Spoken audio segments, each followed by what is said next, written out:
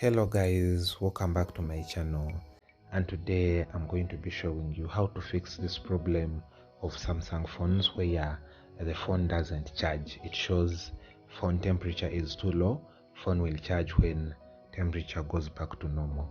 So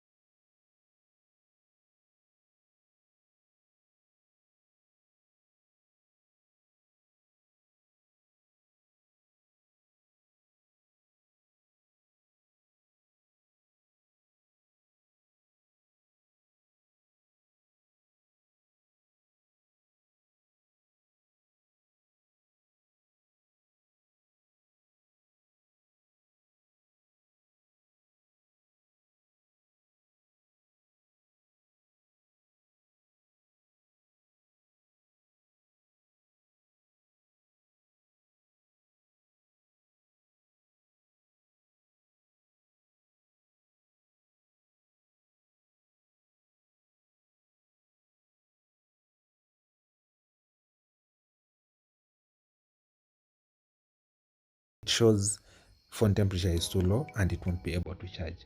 So if I place the wireless charger again,